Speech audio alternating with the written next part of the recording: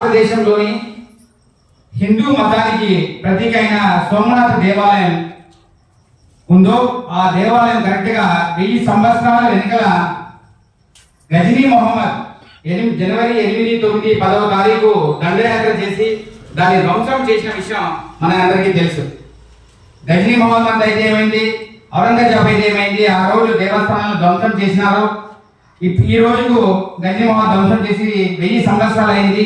ఆ విచారకరమైన సంఘటన మనం గుర్తు చేసుకుంటూ సోమనాథ్ దేవాలయం యొక్క ప్రసిద్ధిని మనం గుర్తు చేసుకుంటూ సనాతన ధర్మం నిలబడాలని ఈరోజు మనమందరూ కూడా ఈరోజు ఇక్కడ కలిసి ఏమైతే మన ప్రియతమ ప్రధాని శ్రీ నరేంద్ర మోదీ గారు పిలిపించారో, కులాలకు అతీతంగా రాజకీయాలకు అతీతంగా మన ప్రియతమ ప్రధాని నరేంద్ర మోదీ గారి పిలుపుకు మనం ఇక్కడ ఈరోజు రావడం, అదే రకంగా భారతీయ జనతా పార్టీ రాష్ట్ర అధ్యక్షులు పిటి మాధవ్ గారు విజయవాడలో పూజ చేయడం, సత్యసాయి జిల్లా అధ్యక్షులు శేఖర్ గారు పూజ చేసి అన్ని దేవస్థానాల్లో, దేశంలోని అన్ని దేవస్థానాల్లో ఈరోజు శివాలయంలో పూజ జరగాలి, అభిషేకాలు జరగాలి.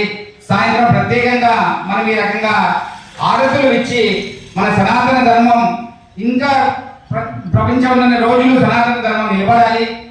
ఏమైతే మన ప్రియతమ ప్రధాని నరేంద్ర మోదీ గారు గడిచిన 11 సంవత్సరాలు ఒక హిందువుగా ప్రతి ఒక్కరూ గర్వించదగ్గగా భారతదేశంలో సోమనాథ్ ఆలయం యొక్క పునర్నిర్మాణానికి ఆయన ముఖ్యమంత్రిగా ఉన్నప్పుడు, తర్వాత ప్రధానమంత్రిగా ఉన్నప్పుడు పనిచేయడం, అదే రకంగా 500 సంవత్సరాల హిందువుల యొక్క భారతీయుల యొక్క కళ ఏమైతే ఉందో అయోధ్య రామాలయాన్ని నిర్మించడం, కాశీ కారిడార్ ఏమైతే ఉందో మనం వెళ్తే చాలా మంది ఇక్కడ వెళ్ళింటారు.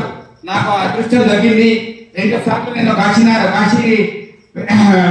కాశీ దేవస్థానం వెళ్ళినప్పుడు ఆ గంగా పూజ మనం చూసినట్టయితే, గంగా ఆరతిలో మనం పాల్గొంటే ఒక హిందువుగా, ఒక భారతీయునిగా మనకి ఎంతో సంతోషం కలుగుతుంది.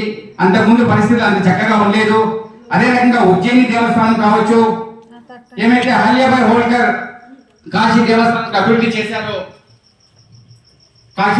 అభివృద్ధి చేశారో ఆమె శుద్ధిగా అక్కడ ఒక విగ్రహాన్ని ఏర్పాటు చేయడం, ఈ రకంగా అదే రకంగా మన ఆంధ్రప్రదేశ్లో అమరావతిలో కానీ మన 12 జ్యోతిర్లింగాల్లో ఒక మొట్టమొదటిది ముఖ్యమైన జ్యోతిర్లింగం సోమనాథ్ దేవస్థానం ఇప్పుడు చెప్పాను. అదే రకంగా శ్రీశైలం దేవస్థానం రావడం, రామాయణ ఇతిహాసానికి దగ్గరగా ఉన్న లేపాక్షి దేవాలయానికి శ్రీ నరేంద్ర మోదీ గారు రావడం, ఈ రకంగా హిందూ సనాతన ధర్మానికి నరేంద్ర మోదీ గారు చేసిన కృషిని మనందరూ గుర్తు చేసుకొని ఆయనకి మనం మద్దతుగా నిలబడాలి.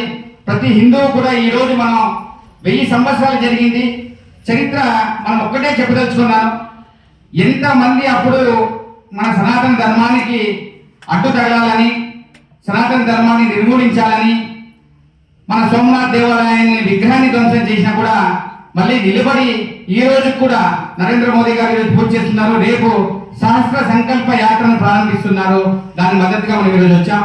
ఒక్కటే విషయం చెప్పారు ఆయన, సోమనాథ్ దేవాలయం ఒక దేవస్థానం కాదు, భారత సంస్కృతికి ప్రతీక అని చెప్పారు.